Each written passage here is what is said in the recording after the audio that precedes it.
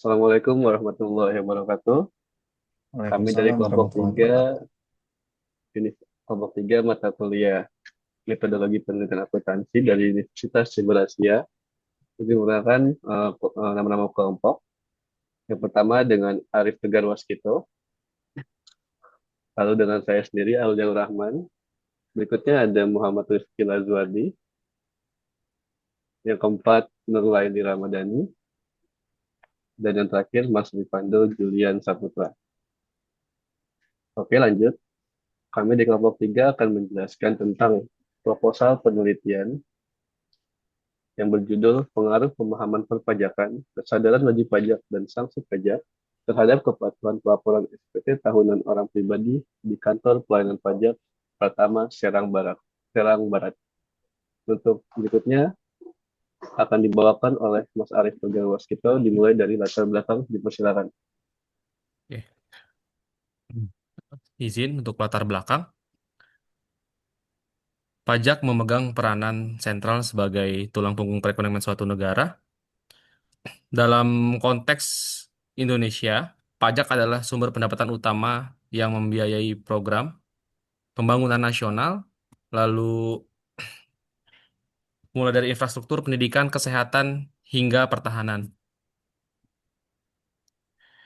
Tanpa penerimaan pajak yang memadai, kapasitas negara dalam menyediakan pelayanan publik dan mendorong pertumbuhan ekonomi akan sangat terbatas. Oleh karena itu, sistem perpajakan yang efektif dan efisien didukung oleh tingkat kepatuhan wajib pajak yang tinggi menjadi syarat mutlak bagi kemajuan bangsa.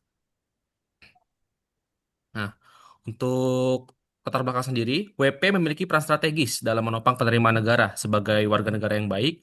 Wajib pajak memiliki kewajiban moral dan hukum untuk memenuhi kewajiban perpajakan, termasuk melaporkan SPT, lalu juga sebagai instrumen yang krusial bagi WP sendiri untuk melaporkan penghasilan, harta, dan utang pajak mereka sendiri.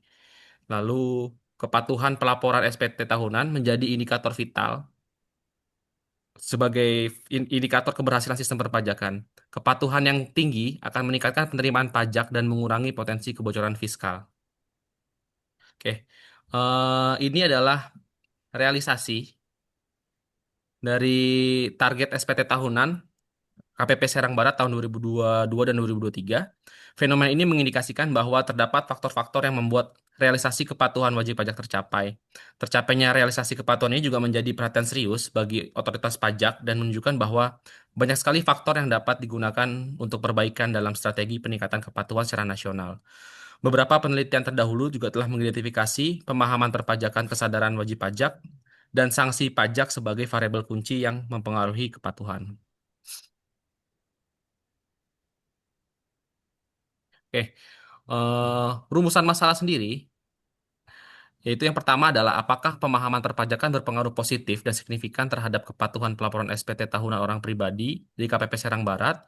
Lalu yang kedua, apakah kesadaran wajib pajak berpengaruh positif dan signifikan terhadap kepatuhan pelaporan SPT tahunan orang pribadi di KPP Pratama Serang Barat. Dan yang ketiga, apakah sanksi berpengaruh positif dan signifikan terhadap kepatuhan pelaporan SPT tahunan orang pribadi di KPP Pratama Serang Barat. Dan yang terakhir adalah apakah pemahaman perpajakan, kesadaran wajib pajak, dan sanksi wajib pajak secara simultan berpengaruh positif dan signifikan terhadap kepatuhan pelaporan SPT tahunan orang pribadi di KPP Serang Barat. Selanjutnya akan dijelaskan oleh Mas Rifki Lazuardi. Oke, baik. Terima kasih Mas Tegar. Ya, untuk slide selanjutnya yaitu tujuan penelitian. Tujuan penelitian ini ada empat ya. Tujuan yang pertama dari penelitian ini adalah untuk menganalisis pengaruh pemahaman perpajakan terhadap kepatuhan pelaporan. Di sini, saya ingin mengetahui sejauh mana pemahaman wajib pajak mengenai hak dan kewajiban, prosedur pelaporan, serta konsekuensi hukum dari ketidakpatuhan dapat mendorong pelaporan yang lebih sadar dan tepat waktu. Tujuan yang kedua yaitu untuk mengukur kesadaran wajib pajak. Kesadaran ini mencerminkan sikap mental dan moral dalam menjalankan kewajiban perpajakan, yang bukan hanya didorong oleh rasa takut terhadap sanksi, tetapi juga pemahaman akan pentingnya pajak sebagai sumber pembiayaan negara. Next.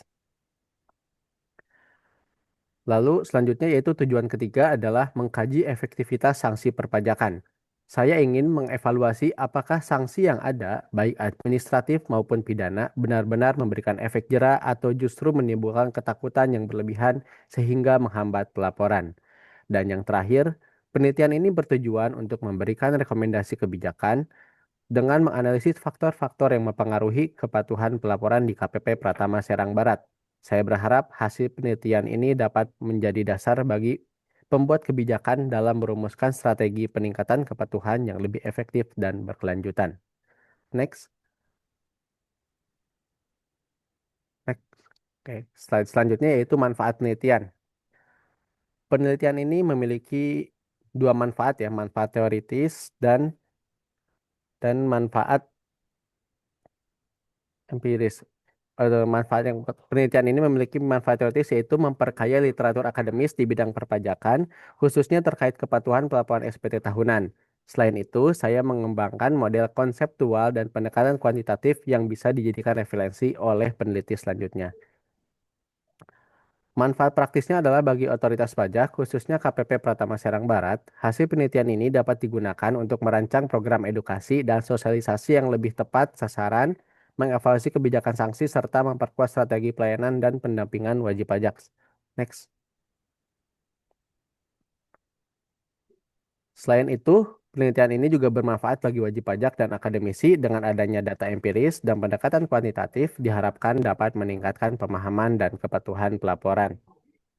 Selanjutnya, manfaat lainnya adalah bagi pelaku bisnis dan konsultan pajak, hasil penelitian ini bisa menjadi acuan dalam memberikan edukasi kepada klien serta dalam menyusun strategi perpajakan yang sesuai dengan regulasi dan kondisi wajib pajak.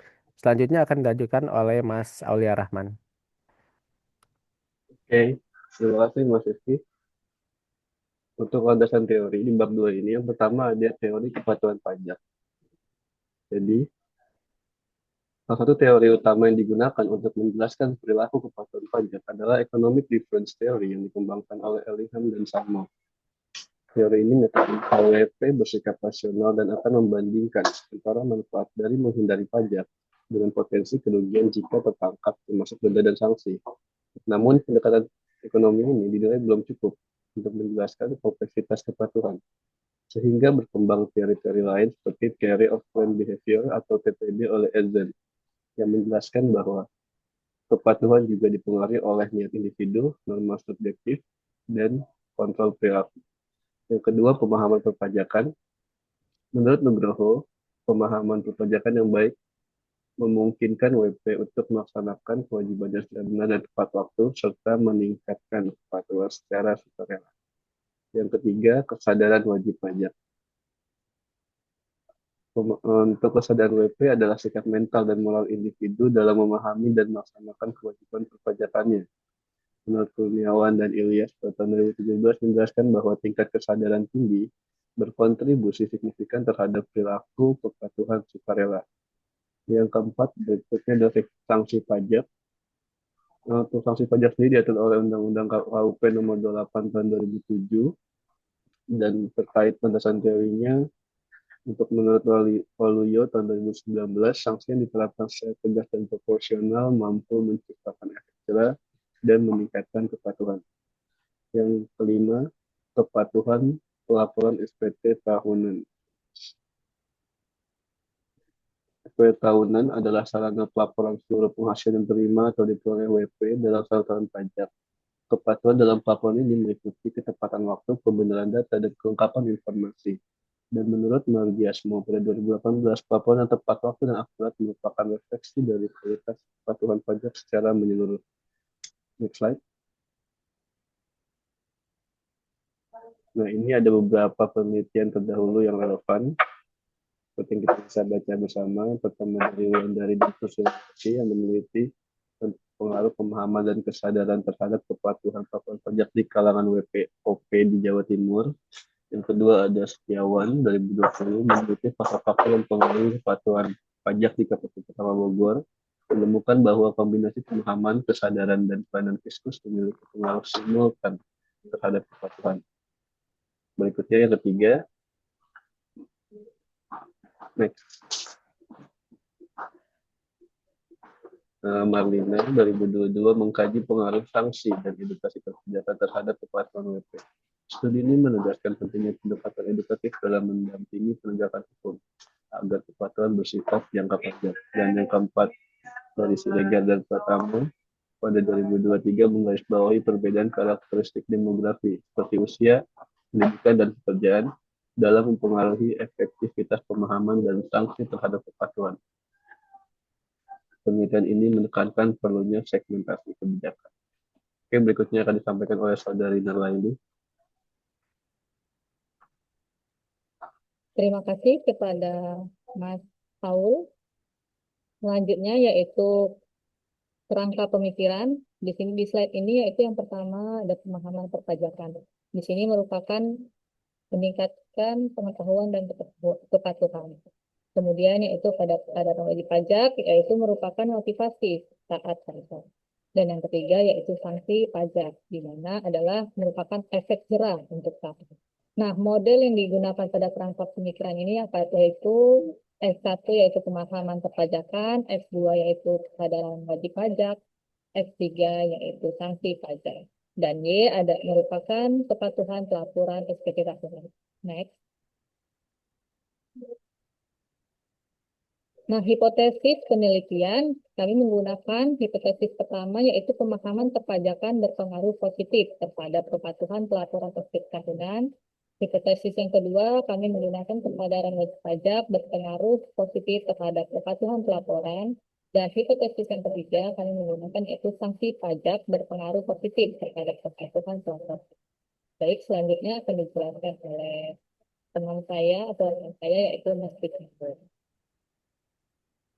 Baik, terima kasih dari Mbak Nurlaili. Selanjutnya kita masuk kepada bab 3, yaitu metodologi penelitian. Yang pertama, jenis penelitian. Sudah sangat jelas, penelitian yang digunakan adalah kuantitatif karena kita ingin mengetahui korelasi dari berbagai variabel bebas terhadap suatu variabel terikat. Dan lebih detailnya kita menggunakan kuantitatif asosiatif karena bertujuan untuk mengetahui pengaruh antara variabel-variabel tersebut. Kemudian lokasi penelitian, kita melakukan penelitiannya di KPP Pratama Serang Barat dan direncanakan dari mulai bulan Mei sampai dengan November 2025. Next. Adapun untuk populasi dan sampel, populasi dalam penelitian ini adalah seluruh wajib pajak orang pribadi yang terdaftar dan aktif melaporkan SPT tahunan di KPP Pratama Serang Barat. Dan untuk sampel, kita menggunakan teknik purposive sampling, dan kita menetapkan dua kriteria. Yang pertama, telah memiliki NPWP minimal 2 tahun, dan yang kedua, pernah atau rutin melaporkan SPT tahunan secara mandiri. Oke, next. Untuk sumber data ada dua, yaitu data primer dan data sekunder. Data primer adalah data yang kita dapatkan langsung dari wajib pajaknya. Sementara data sekunder adalah data yang bersumber dari kantor pajak sendiri, bisa dari KPP Pratama Serang Barat ataupun dari instansi yang lebih tinggi seperti Kanwil maupun kantor pusat. Kemudian lanjut. Untuk teknik pengumpulan data juga ada dua. Yang pertama yaitu kuesioner, dan kita menggunakan di sini kuesioner angket tertutup, bukan yang angket terbuka. Jadi kuesioner ini akan diberikan kepada wajib pajak karena untuk tujuan data primer tadi. Kuesionernya disusun berdasarkan skala Likert dari 1 sampai 5, seperti yang dijelaskan Mbak Nurali tadi. Ada pemahaman kesadaran sebagai X1, kesadaran wajib pajak sebagai X2, sanksi pajak sebagai X3, dan variabel terikatnya adalah kepatuhan pelaporan SPT tahunan. Kemudian sumber teknik pengumpulan data yang berikutnya adalah dokumentasi, yaitu data yang diperoleh dari wajib pajak seperti database kantor pajak KPP Serang Barat. Kemudian lanjut. Untuk teknik analisis data, kita memilih analisis regresi linear berganda. Karena kita ingin bertujuan pengaruh dari 3 variabel tadi, seberapa kuat sih masing-masing variabel ini terhadap variabel terikatnya. Seberapa persentase mereka lebih kuat masing-masing itu. Makanya kita menggunakan analisis regresi linear berganda. Akan tetapi teknik ini tidak bisa langsung dipakai sendiri. Dia memerlukan beberapa rangkaian ujian yang lain. Next. Nah, untuk melaksanakan analisis regresi linear berganda diperlukan beberapa analisis data sebelumnya, seperti uji validitas dan reliabilitas untuk menguji kualitas instrumen kuesioner, kemudian uji asumsi klasik meliputi uji normalitas, multikolinialitas, heterogenitas, dan autoklarasi, kemudian koefisiensi determinasi untuk mengukur seberapa besar variasi Y dapat dijelaskan oleh X1, X2, dan X3. Di sini bisa dibaca model regresinya nanti. Ada Y sama dengan alfa tambah beta 1 kali X1 tambah beta 2 kali X2 tambah B3 kali X3 dan tambah E yaitu berupa konstanta. Baiklah, cukup sekian penjelasan dari kelompok kami kelompok 3. Semoga memberikan pencerahan kepada semua pihak dan menjadikan khazanah ilmu bagi kita semua. Atas segala salah dan kurangnya kami mohon maaf. Assalamualaikum warahmatullahi wabarakatuh.